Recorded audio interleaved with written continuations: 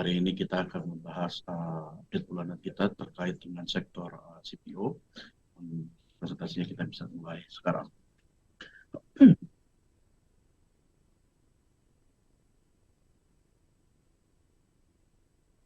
Ya, jadi memang kalau terkait dengan di sisi produksi ya di bulan Mei 2023, jadi Indonesia terkait dengan produksinya CPO itu rebound, jadi surge di 12,4% secara month-on-month untuk baik itu dari CPO dan juga PKO ke level 5,1 juta ton. Dan ini memang reboundnya ini lebih dikarenakan karena memang pekerja yang kembali setelah dari liburan Idul Fitri. Kemudian dari sisi domestic consumption itu juga dari sebelumnya naik ini agak sedikit mengalami penurunan, namun juga levelnya sebetulnya masih relatively baik gitu ya. Kalau misalkan kita lihat di sebelah kanan chartnya. Dan memang ini penurunannya kalau kita lihat di bulan ini ya, di bulan Mei, itu memang primarily itu karena adanya biofuel consumption yang menurun secara bulanan di 10,4%. Kemudian juga untuk chemicals, untuk produk-produk turunan CPO yang menurun juga 1,5% secara month-on-month. Next. Ya, jadi terkait dengan ekspor itu memang ini kita lihat ya di bulan Mei ini rebound juga untuk ekspornya sendiri secara month-on-month di 4,5%. Dari tadinya di 3 bulan pertama itu mengalami penurunan. Jadi kita melihat sebenarnya kalau misalkan terkait dengan ekspornya ini ada strong demand dari India yang naik sebesar 105,1% year over year, termasuk juga Egypt, walaupun sebetulnya untuk negara-negara di Eropa itu juga masih mengalami penurunan sebesar 22,5%, termasuk juga memang di Pakistan dan Bangladesh juga masih menurun. Tapi secara kumulatif dari total ekspor sendiri ini memang secara year on year dari bulan 1 Januari sampai dengan bulan 5 atau dalam 5 bulan pertama di 2023 itu masih naik secara 33,5% ke level 12,9 juta ton. Kemudian untuk dari sisi supply atau inventory, ini juga kita melihat dari hasil produksi yang memang sudah mulai baik di bulan 5 kemarin. Ini kita melihat juga inventory levelnya juga sudah naik di 4,7 ton sampai dengan bulan 5 2023 naiknya itu 28,6% secara year on year. Next. Terkait dengan Malaysia sendiri, memang untuk di Malaysia sendiri ini di bulan 6 datanya agak lagging ya untuk Indonesia sendiri. Jadi Malaysia ini untuk CPO production-nya ini turun sebesar 4,6% secara month-on-month ke level 1,4 juta ton. Namun sebenarnya level ini kalau kita melihat dan bandingkan dengan level dari bulan Februari sampai dengan April itu levelnya juga masih lebih baik gitu, karena memang kemarin itu CPO di industrinya di Malaysia sendiri memang ada labor shortage.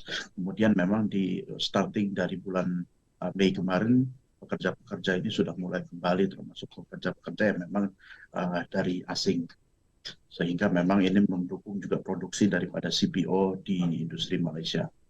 Kemudian terkait dengan juga consumption-nya, ini secara quarterly kita melihat juga ada perbaikan dibandingkan dengan level di first quarter 2023 tadi kemarin. Jadi secara quarter on quarter di quarter 2 2023 ini naik sebesar 21,2% untuk domestic consumption-nya menjadi level 3,3 juta ton. Next. Ya, terkait dengan inventory dan juga ekspornya sendiri, seperti juga halnya dengan Indonesia, jadi ekspor di bulan Juni untuk Malaysia sendiri ini juga terlihat masih mengalami tren kenaikan, di mana kalau misalkan dari berita yang kami amati, itu ternyata juga di bulan Juli, di 20 hari terakhir itu sudah naik 19%, karena memang kenaikan daripada permintaan termasuk dari negara-negara seperti India, kemudian Eropa dan juga Afrika. Kemudian untuk inventory sendiri ini juga sama dengan Indonesia, di Malaysia sendiri juga sudah mengalami tren kenaikan, dan untuk di bulan Juni kemarin juga kenaikannya cukup signifikan, yaitu 10,7% secara one on one. Karena memang juga satu produksi yang lebih baik dari pekerja yang telah kembali, kemudian juga yang cuaca yang relatif lebih mendukung. Uh, Next. Ya, jadi ini terkait dengan latest news yang ada, yang menurut kita mungkin dapat kita perhatikan terkait dengan industri CPO di Indonesia ataupun Malaysia dan juga global. Jadi memang pertama yang kita amati adalah escalating daripada geopolitical tension dan juga Black Sea shipping route, itu yang memang atas dasar dari tahunnya di Black Sea Green Deal itu. Jadi memang telah menyebabkan volatility di agricultural market di dunia ya. Sehingga memang kalau kita bisa melihat ini ada potensi kenaikan daripada harga CPO ke depannya, karena memang juga ini discount-nya untuk harga CPO sendiri ini relatif terhadap substitute edible oil dan lainnya ini juga lumayan melebar, sehingga memang nantinya kita melihat ini akan menyebabkan pertumbuhan demand untuk CPO dan juga nanti harganya. Kemudian terkait dengan peraturan baru yang akan diaktifkan di bulan Agustus 2023 terkait dengan devisa hasil ekspor, itu juga memang untuk pemain-pemain plantation itu juga kita melihat sebenarnya akan ada berdampak terkait dengan cash flow-nya sendiri, terutama di dalam working capital-nya, karena memang dari peraturan tersebut yang akan aktif di Agustus 2023 mendatang itu require 30% daripada penjualan dan ekspornya itu untuk ditahan di selama 3 bulan ke depannya. Kemudian untuk terkait dengan cuaca sendiri, ini berita terakhir dari WMO, forecast di mereka sendiri ada 90% probability untuk terkait dengan El Nino ini akan berlanjut di 2023 di second half-nya. Dan kemungkinan memang ini seperti yang kita lihat di gambar yang sebelah kanan atau chart sebelah kanan, ini kita melihat sepertinya memang akan membawa kekeringan di Indonesia dan juga di Malaysia, sehingga memang ini juga menjadi challenge untuk industri plantation di Indonesia, terutama CPO, karena memang pada nature-nya sendiri membutuhkan cuaca atau curah hujan yang tinggi. Dan ini kalau kita misalkan melihat chart yang sebelah kiri, ini kita melihat dari bulan 6 sampai dengan bulan 7 itu trennya juga sudah mulai menurun lagi terkait dengan curah hujannya. Next. Ya, untuk terkait dengan harga sendiri, ini memang di bulan Juni di Malaysian Palm Oil sendiri ini memang average-nya ada di 767 ton secara bulanan, memang masih menurun secara 9%. Namun kemudian secara month to date di bulan Juli 2028, di bulan Juli tanggal 28 kemarin, itu price-nya rebound menjadi $849 per ton, atau naik ke level 10,7% secara month to date. Dan ini kita melihat memang volatilitasnya ini akan terus naik ya, karena memang pertama demand daripada negara-negara asing terkait dengan substitute edible oil itu juga meningkat atas dasar memang produksi yang mungkin terganggu, kemudian juga geopolitical tension yang rising tensionnya, kemudian juga memang adanya unfavorable weather conditions. Jadi memang untuk Agustus sendiri kita melihat sebenarnya ini ada kemungkinan untuk adanya kenaikan harga yang lumayan moderat di bulan Agustus. Namun demikian, karena memang masih volatilitasnya terkait dengan harga, kemudian juga produksi yang masih cukup terganggu, untuk sektornya sendiri kita masih maintain view kita di netral. Next.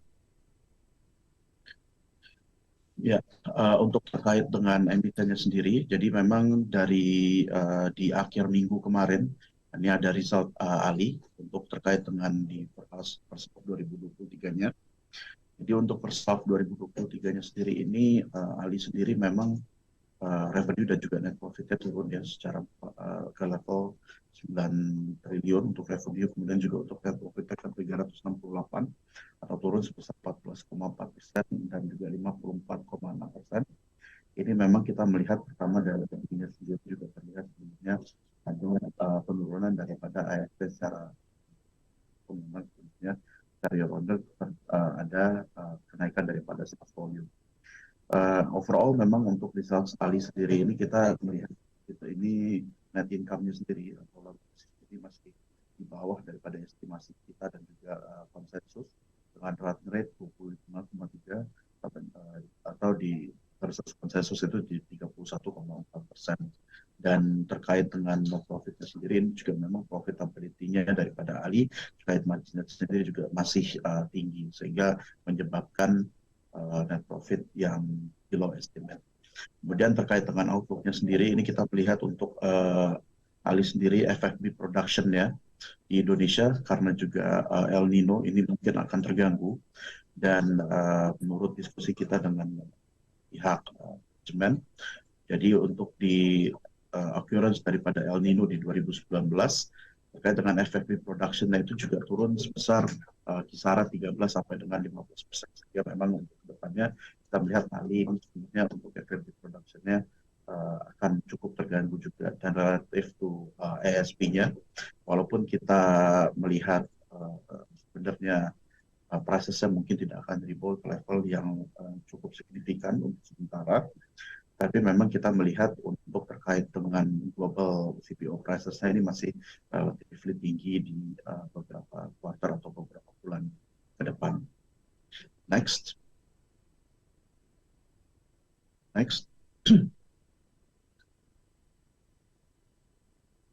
Boleh next.